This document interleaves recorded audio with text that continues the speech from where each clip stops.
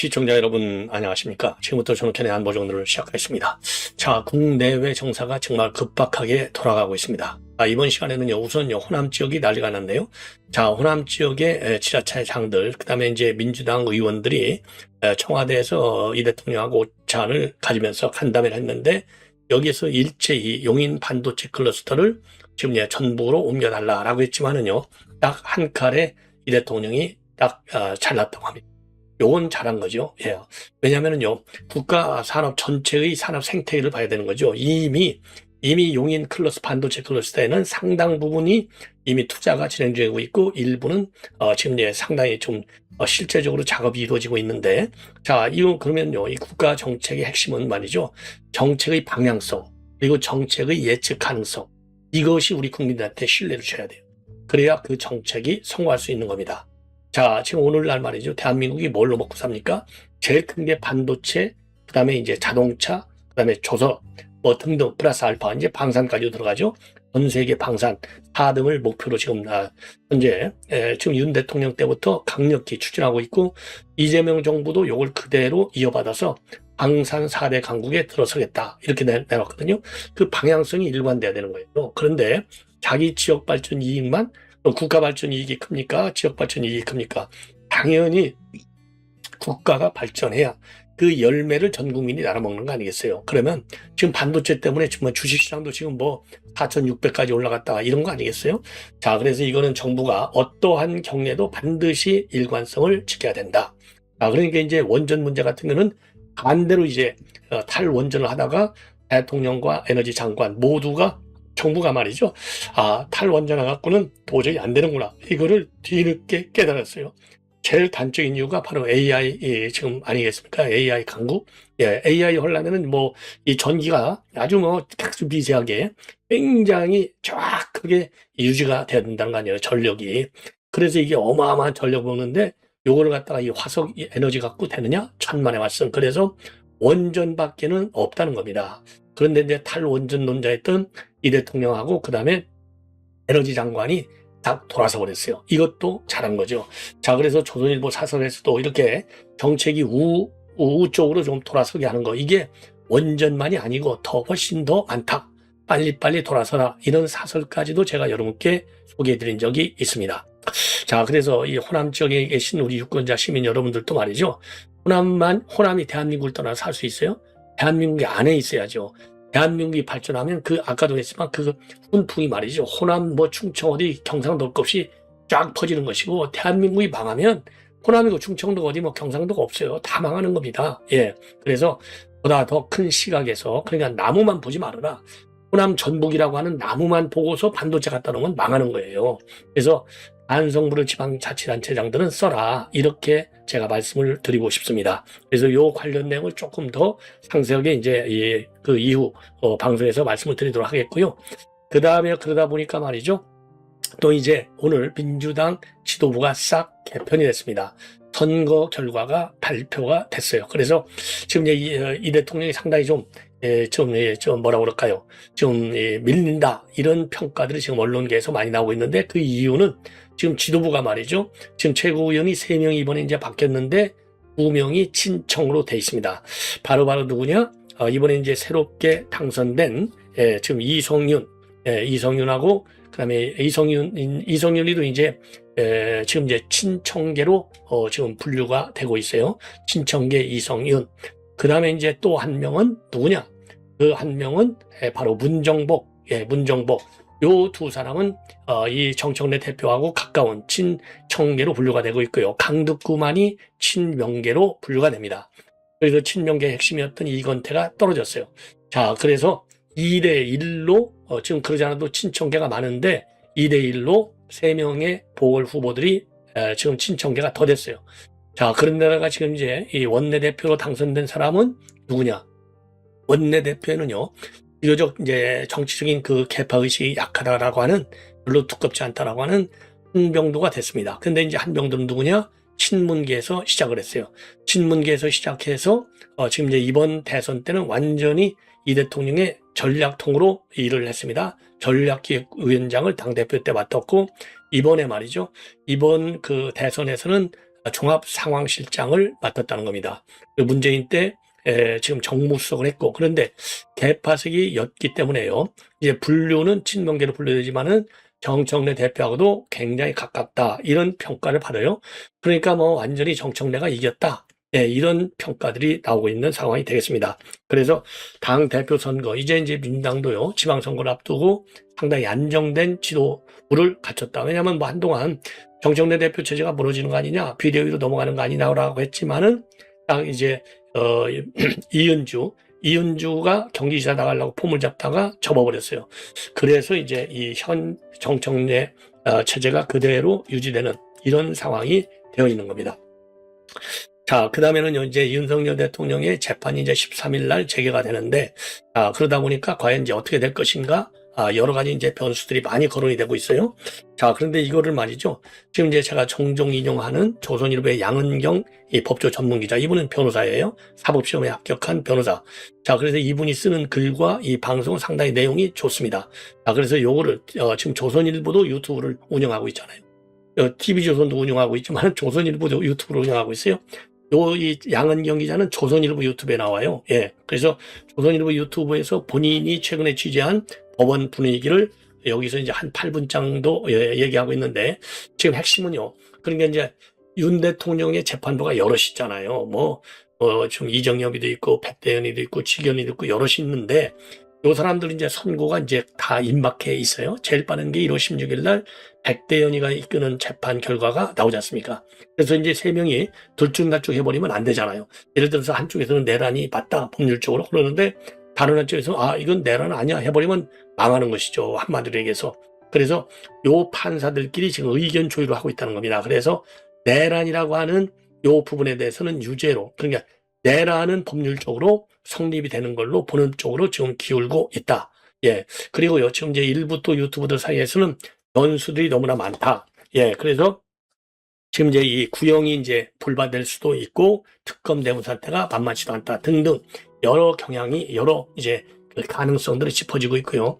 서정욱 변호사는 이제 이 방송에 나와서 뭐라고 했냐면, 지금 특검이 겁을 먹고 쫄아서 사형 선고는 못할 것이다. 사형 구형은 못할 것이다. 그리고 오히려 사형 구형을 해버리면, 사형 구형을 하면 재판부가 더 사형 선고를 하지 않을 가능성도 크다. 이런 의견을 내놓고 있습니다. 자, 그래서 요 내용을 얘기하고요. 그리고 이제 또 지금 이제 정당에서 말이죠. 전국에 지금 1000개 정도의 현수막을 지금 걸었다. 이런 지금 보도가 나오고 있어요. 이 현수막 정치. 자, 그래서 말이죠. 요 현수막 내용, 이 현수막에 나오는 내용은 항상 비슷비슷한 내용들이 나오죠. 윤 어게인, 이게 빠질 수 없는 그런 거잖아요. 자, 그래서 이제 무죄, 석방, 계엄령이 옳다, 이런 얘기들이 나오고, 그리고 이제 부정선거, 그리고 종국에 대한 이 비판, 이런 것들이 지금 중점적으로 나옵니다. 이제 현수막 정치하는 데가 주로 고영주 변호사의 자유민주당이 되겠는데요. 이번 이 현수막은 내일로 미래로 요 정당에서 현수막을 전국적으로 걸었어요. 상남자, 킹성열, 윤 어게인, 계엄령이 옳았다 등등이 되어 있습니다. 그래서 요 내용도 말씀을 드리고, 그리고 이제 마지막으로요, 그린란드 사건. 제가 여러 차례 저도 이제 분석해 드리려다가 다른 재빙 이슈들이 많아서 지금 이 시간에 말씀을 드리겠는데, 왜냐? 지금 트럼프 대통령이 말이죠. 그야말로 어려운 길이라도 가겠다. 쉬운 길로 못 가면 어려운 길이라도 가겠다거든요. 이 어려운 길 중에 하나가 군사작전을 하는 것도 군사작전이지만은 돈 주고 사버리겠다는 겁니다. 그래서 이게 비즈니스맨 출신이다 보니까 돈 주고 사는 걸 좋아해. 그래서 또한 미군 기지도 돈 주고 사겠다, 소유권을 갖고 싶다라고 공개적으로 얘기했지 않습니까? 그래서 그린란드도 아예 돈 주고 사버리겠다는 거예요. 돈 주고 사버리겠다. 근데 미국이 돈 주고 산 경우가 없는 게 아니에요. 아니, 알라스카도 돈 주고 사버렸잖아요. 그렇기 때문에 이게 꼭 트럼프만의 방식은 아니다. 이러다 보니까 지금 유럽 나라에서, 유럽은요, 나토 이런 데서는요, 지금 굉장히 긴장을 하고 있고, 덴마크가 상당히 반발을 하고 있습니다. 자, 그린란드 하면 말이죠. 여러분들 아시면 아시겠지만은 중국, 영국의 홍콩령, 이거 생각하시면 되고, 현재의 중국에서의 홍콩, 그러니까 이제 자치 정부로 돼 있잖아요. 그런 것처럼 지금 이제 그린란드도 덴마크가 본국이고요. 본국에서 자치권을 허용해 줬어요. 자치권이라고 하는 것은 국방 외교를 제외한 나머지 부분은 자치적으로 해라. 그래서 홍콩 정부도 말이죠. 홍콩 행정수반이 있고 그 밑에 장관들이 쫙 있지 않습니까? 그런 것처럼 이제 있는데 이거 돈 주고 산다는 게 그럴듯한 게 인구가 여기는요 한 5만 6천 명밖에 되지 않아요. 근데 이제 이 그린란드 이게 섬인데 세계에서 가장 큰 섬인데 전략적, 경제적, 안보적, 군사적 측면에서의 전략적 가치가 굉장히 큽니다. 그러니까 이제 트럼프 대통령이 요새 뭐 트럼프도 안 무서운 나라가 없잖아요. 그러니까 이때 확 이제 먹으려고 달라드는 것 같아요. 자, 근데 트럼프는 한다면 하거든요. 예, 지금 저기 베네수엘라 친다 했더니 결국 쳐버렸잖아요. 지금 이제 이란 내가 들어가고 싶어. 가만히 안 둘 거야. 딱 하니까 이란 쳐들어가려고 그러고 그린란드도 내가 먹겠다고 했기 때문에 정말 먹을 수도 있어요. 자, 그래서 지금 그린란드의 운명도 지금 이제 이 초읽기에 들어간 것이 아니냐 이렇게 판단이 됩니다. 자, 그래서 이런 내용으로 여러분께 말씀을 드리겠고요. 제가 이제 여러분들 그 지방 선거를 앞두고요. 광역자치단들이야 뭐 이미 이 레거시 미디어에서 많이 다루지만은 기초 단체장들도 굉장히 중요합니다. 지역 살림. 자, 그래서 정당의 색깔을 보는 것도 물론 중요하지만 이 광역단체장은 뭐 당연히 정당의 색깔도 봐야 되죠. 자, 그런데 교육감 선거하고 말이죠. 지방소 그러니까 이제 자치 그 기초 단체장의 경우에는 진짜 지역을 사랑하는 사람, 말로만 사랑하는 게 아니라 사랑하는 것을 갖다가 구체적인 정책을 통해서 성공적으로 정책을 수립하고 집행할 수 있는 능력자, 그리고 인격적으로 지역민들의 또 이 신뢰를 받고 있는 분, 이런 분들이 당선이 되어야 되지 않겠느냐. 그래서 제가 여기저기서 이제 추천도 받고 제가 직접 알기도 하는데, 자, 이번에는 이제 충남 서천이 있어요. 제 고향. 그러니까 장동혁이가 나온 데가 서천 보령 쪽인데요. 여기에 제 친동생이 되어 있습니다. 민주당 소속인데 우리는 뭐 우리 집안은요 성향이 좀 달라요. 자, 그래서 그럼에도 불구하고 이제 지금 이제 정부가 얘기하는 항상 윤 대통령도 통합을 얼마나 강조했어요. 이 대통령도 엄청 통합을 강조하잖아요. 그래서 이석연 전 MB 때 법제처장을 갖다 놨지 않습니까? 그런 것처럼 우리 집안도 좀 아는 집안이지만은 통합이 우리도 잘 돼요. 통합과 포용이 잘 되는 집안입니다. 그래서 이 민주당으로 이번에 서천 군수에 처음으로 도전을 하게 됩니다. 그래서 북 콘서트를 열게 돼요. 1월 24일 날, 자, 여기서 1월 24일 날 오후 2시에 서천 문예의전장에서 열게 됩니다. 책 이름은 전옥현의 서천생각. 예, 그야말로 자치의 성공이 우리의 미래다. 이런 부제가 달려 있습니다. 그래서 그리고 이제 출마의 이제 정책 방향은 민생 우선 힘내세요 으라차차 이렇게 되어 있습니다. 현재 도의원을 2선을 하고 있고 도의회 충남 도의회 부위원장을 영임한 바 있습니다. 그리고 경영학 박사를 하고 있고요.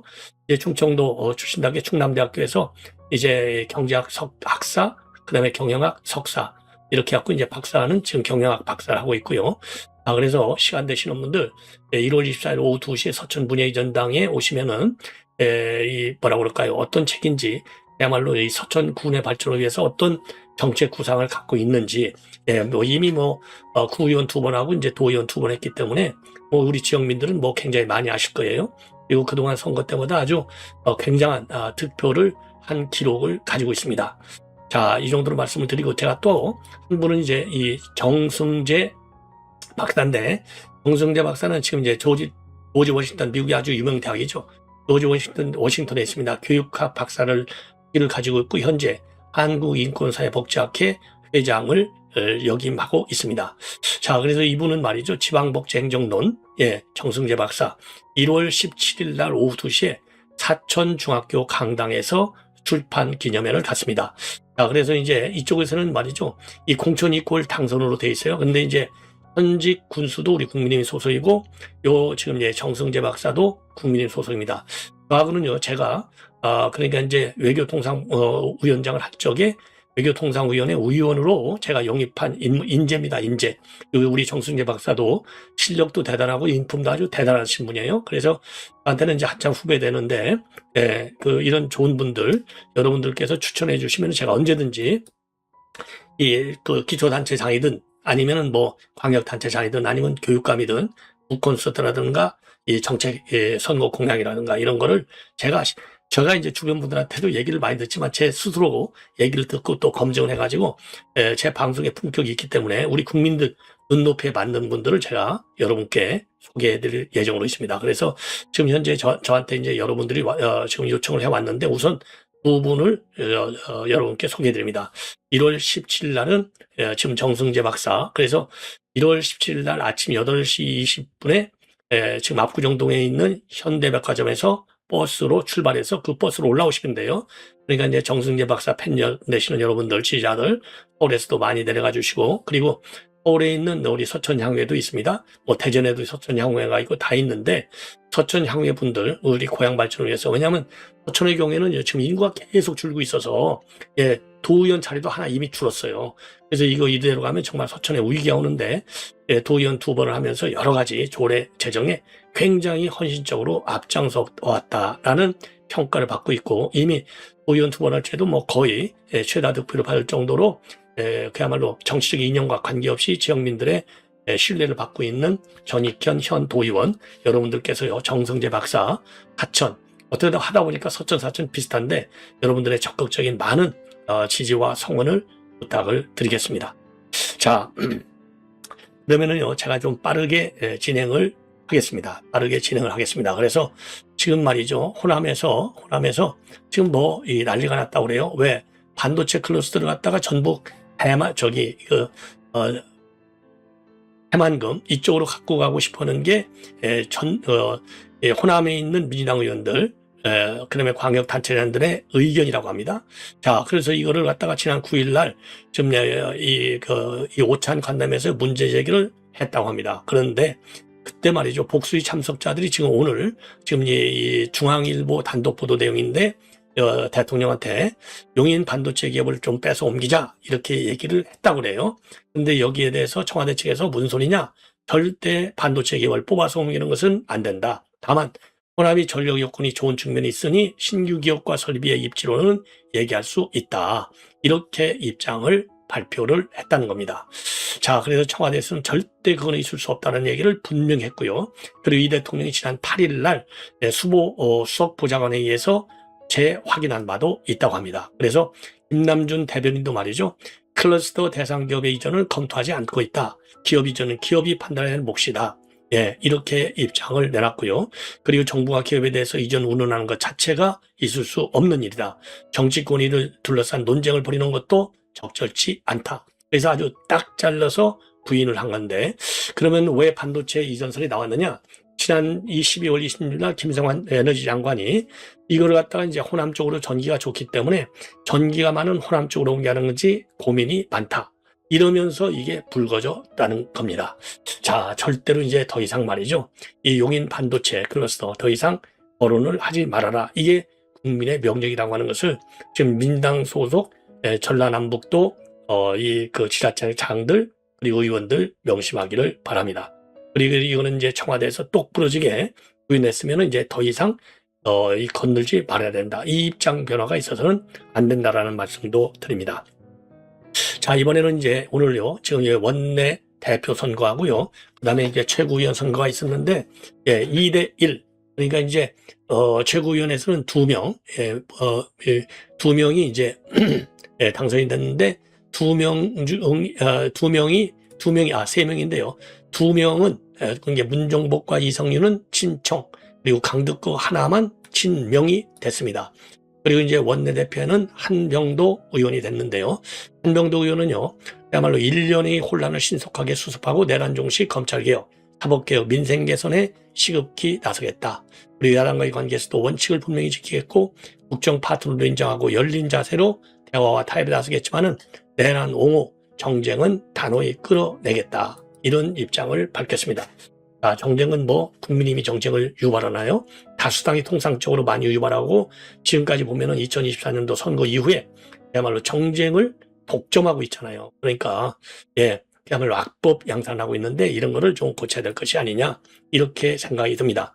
자, 그래서 지금 한병들은요, 이 대통령이 당 대표할 적에 전략기획위원장을 맡으면서 친명계로 분류돼 왔다고 합니다. 근데 이제 김병기보다는 계파상이 상당히 약하다. 그리고 이제 문정부에서 정부 수석을 보냈고 정청래 대표와도 굉장히 가깝다고 합니다. 자, 그럼에도 불구하고 우선요, 지도부가 친청 제대로 했기 때문에 정청래의 강한 드라이브가 특히 말이죠. 지방선거를 앞두고 지금 전개될 것이 아닌가 이렇게 판단이 됩니다. 예.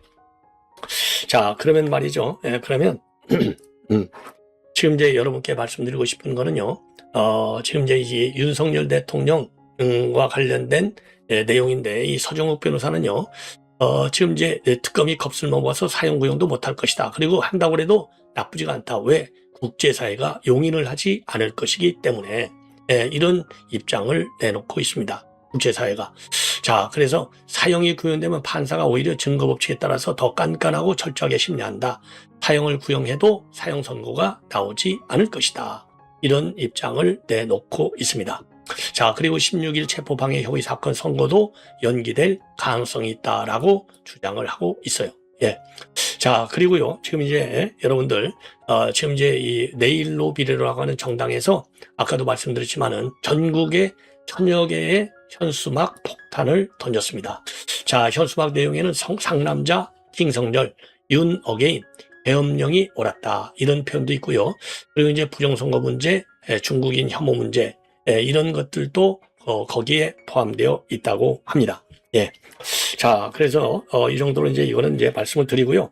지금 조선일보의 양은경 기자가 얘기하고 있는 최근에 취재한 결과 내용으로요. 양은경 기자의 유튜브 방송 내용을 그대로 여러분께 한번 전해드리도록 하겠고요. 그 다음에는요, 그린란드 문제는 제가 보니까 지금 시간이 조금 하기 때문에 제가 별도 방송을 통해서 그린란드는 여러분께 말씀을 드리겠습니다. 그래서 지금 조선일보의 유튜브 방송 판결문을 읽어주는 판일기 내부 한번 들어보시죠. 이제 서울중앙지법의 최근 아시오?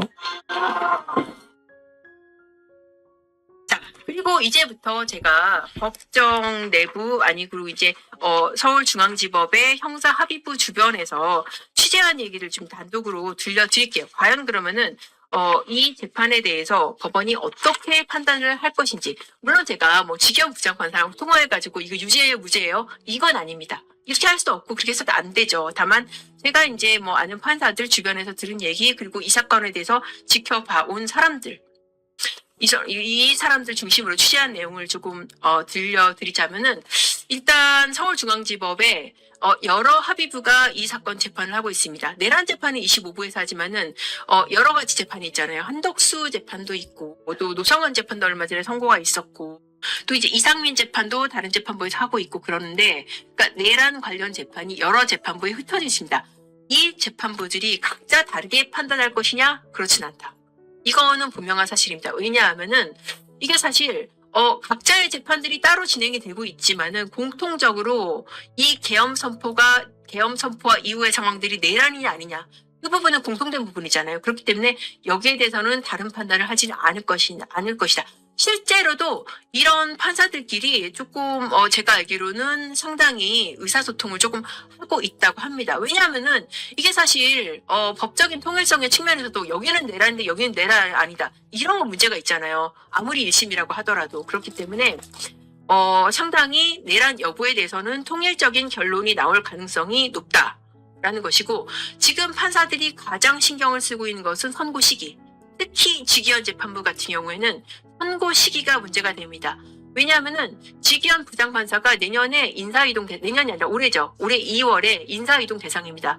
올해 2월이면은 서울중앙지법을 뗄 예정이에요. 중앙지법의 그 재임 기간이 3년이거든요. 3년을 채웠기 때문에 중앙지법을 벗어나게 됩니다. 그러면은 이 사람 입장에서 2월에 인사 발령이 나는데, 그러면 2월 20 며칠까지는 부임을 해야 돼요. 새로 발령받은 법원에 부임을 해야 하기 때문에 그 전에 선고가 나야 됩니다. 그러니까 굉장히 일정이 초박해요. 지금 벌써 오늘이 1월 9일이죠.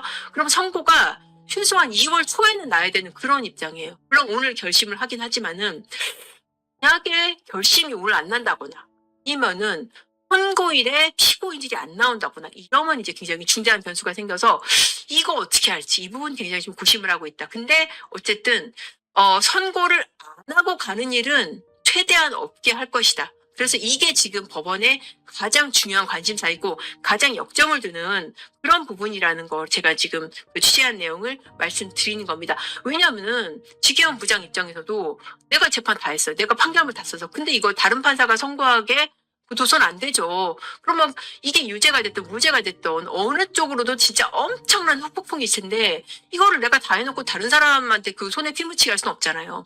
그렇게는 안 할 것이다. 그리고 또 하나 이슈, 공수처 수사권. 공수처 수사권이 굉장히 중요한 이슈가 될 수 있다. 왜냐하면은 윤석열 전 대통령의 중요한 신병 변화가 있었죠. 중간에 구속 취소. 구속 취소가 됐던 핵심적인 이유가 표면적으로는 구속기간 계산이 잘못됐다는 것이지만은 실질적으로는 공수처가 수사권이 없다는 거예요. 공수처가 내란죄 수사권은 없다는 것입니다. 물론 공수처에서는 직권남용 수사권이 있기 때문에 거기에 기초해서 내란죄 수사권도 있다라는 주장이지만은 이게 대가 소를 품을 수는 있어도 소가 대를 품을 수는 없잖아요. 직권남용과 내란죄는 이게 죄의 무게가 다른데 여러분 앞서 보셨잖아요. 이게 내란죄라는 거는 법정형이 3개밖에 없는 무시무시한 범죄입니다. 그런데 직권남용 사건이 있다고 해서 내란죄 사건이 있다고 할 것인가? 이 부분이 굉장히 중요한 이슈이고 자칫 사건 전체가 날아갈 수 있는 그런 중요한 법적 쟁점이어서 제가 지금까지 말씀드린 증언의 신빙성이나 이런 건 어떻게 보면 굉장히 조금 세부적이고 미시적인 사안이고 정작 중요한 것은 공수처 수사권이다. 그래서 공수처 수사권 이거를 두고 사건 전체를 날릴 수도 있고 아니면은 이거는 그냥 공수처 수사권이 있다고 보고 유죄를 선고할 수도 있고 그래서 굉장히 중요한 기로가 되는 그런 쟁점이 될 것이다. 이게 당장에 다음 주에 선고가 나는 사건이 있거든요. 뭐냐면은 윤석열 전 대통령이 공수처의 체포를 방해했다라는 그 공무집행 방해 사건. 이거 1월 16일 다음 주에 선고가 납니다. 이 사건에서 중요한 쟁점이 바로 이 공수처 수사권입니다. 그러니까 수사권이 없는 공수처의 구속영장을 위법하기 때문에 나는 무죄다. 라는 게 윤석열 전 대통령의 입장이고 만약에 법원이 이것을 받아준다고 한다면은 당장의 다음 재판에서 다음 선고에서 무죄가 날 수 있는 거예요. 그러면은 내란 재판의 기초도 흔들릴 수 있는 상황인데 그게 아니고 그냥 어차피 법원이 영장 다 발부했는데 이건 수사권 있다고 봐야 된다라고 판단을 한다면은 지금 이것도 유죄가 날 수 있고 그리고 내란 재판까지도 유죄가 날 수 있는 그런 가능성이 높아지는 겁니다. 그리고, 어떻게 보면은 뭐 이런 분위기도 있어요. 이게 보여지는 거하고 다른 판단을 좀 하기는 어렵지 않겠나. 그러니까, 계엄이라는 게 물론 2시간짜리 내란이 어디 있습니까? 라고 윤석열 전 대통령이 주장을 하지만은 어쨌든 그게, 국회에 군대가 들어가는 장면이 전 국민한테 생중계가 됐고 그리고 이후에 재판 상황이 또 중계가 됐고 이런 부분에서 국민들이 느끼는 감정 물론 이제 국민들도 다 생각이 다르기 때문에 뭐 여기에 대해서 나는 그렇게 생각하지 않는다. 정말 2시간짜리 내란이 어디 있냐라고 생각하시는 분도 있겠지만은 많은 국민들이 느끼는 감정하고 다른 판단이 나오지 않을 가능성도 상당히 있습니다. 사실 어떻게 보면은 이게 재판이 중계가 됐다는 게 윤석열 전 대통령한테는 양날의 칼이 될 수가 있습니다. 본인 주장의 정당성을 알릴 수 있는 그런 통로가 될 수도 있지만은 또 어떻게 보면은 이게 계엄의 정당성을 주장을 하면서도 한편으로는 내가 지시하지 않았다. 내가 뭐 그런 얘기를 했겠습니까? 라고 책임을 부하들한테 떠넘기는 듯한 그런 모습들이 지금 국민들한테 많이 실망을 안겨준 그런 측면도 있어서 과연 이게 재판 전략으로서 좀 제대로 된 것인지는 좀 의문이 있을 수가 있다. 그런 부분이 있어요. 그렇지만은 뭐 이런 어떤 뭐 감정적인 측면하고는 별도로 뭐 증거 관계에 있어서는 굉장히 재판부도 이게 정말 세기의 재판이고 국민의 여론이 갈려있는 재판인 만큼 여러 가지를 종합적으로 판단을 할 것입니다. 그래서 이제 이 결과를 우리가 이제 지켜보는 일만 남았겠죠. 자, 이렇게 해서 윤석열 전 대통령, 제가 지금 시간이 벌써 12시가 다 됐는데, 아직까지 지금 구형은 안 나왔습니다. 제가 아까 말씀드린 대로, 구형에는 이제 상당 부분 시간이 걸릴 것이기 때문에, 지금 아직까지는 구형 결과가 안 나왔고, 다른 아이템들 진행을 해드리면서, 그 사이에라도 혹시 구형 결과가 나오면은 바로 전달을 해드리겠습니다. 자, 그렇게 해서, 지금 이렇게 사건들 지금 지켜보시고 여러 의견들 주시고 계시고, 베로니카님 말씀대로 국무위원들이 멍청해서 계엄을 안 말리더라. 이게 계엄이 정당했다는 논리가 맞는 것이냐. 정말 이렇게 생각하시는 분도 계시고, 또 밑에 이제 송정수님 말씀대로 이제 계엄은 대통령 고유 권한이야. 이렇게 생각하시는 분 계시고, 정말, 진짜 그렇게 생각하시는 분 많이 있으실 것 같아요. 정말 베로니카님 말씀대로 아무리 뭐 구형이 겁난다고 해도 지지자들 생각 일도 안 하는. 그러니까 이게 그런 거죠. 정말 우리가 국민으로서 느끼는, 우리가 정말 우리 손으로 뽑은 대통령이 이 정도였나, 뭐 이런 실망감, 수치심. 정말 저도 방송을 하는 저로서도 이런 감정은 정말 숨기기 어렵지 않을까. 그런 생각이 듭니다. 그렇지만 뭐, 감정은 감정이고, 그거를 판단을 하는 판사들은 또 이제 논리정합적으로 여러 가지 증거를 종합을 해서 판단을 하는데, 다만 판단하는 데 있어서 제가 말씀드린 그런 요소들, 여러 가지 증언을 바꿨다든지, 그리고 이제 이 바뀐 증언이 그러면은 제대로 된 증언이냐, 그런 부분들은 아마 따지고 판단을 할 것이다. 이런 말씀을 드리겠습니다. 이 양은경 기자가 직접 말이죠. 지금 관련 판사, 직접 인터뷰는 당연히 안 되죠. 그러나 그 동료 판사들, 이 법조계 출입 기자니까, 취재를 한 내용을 아주 생생하게, 조선일보의 단독 보도로, 지금 나와 있습니다. 그래서 이거를 육성 그대로 여러분께 전해드렸습니다. 그래서 이제 13일 날 최종적으로 선고가 있는데요.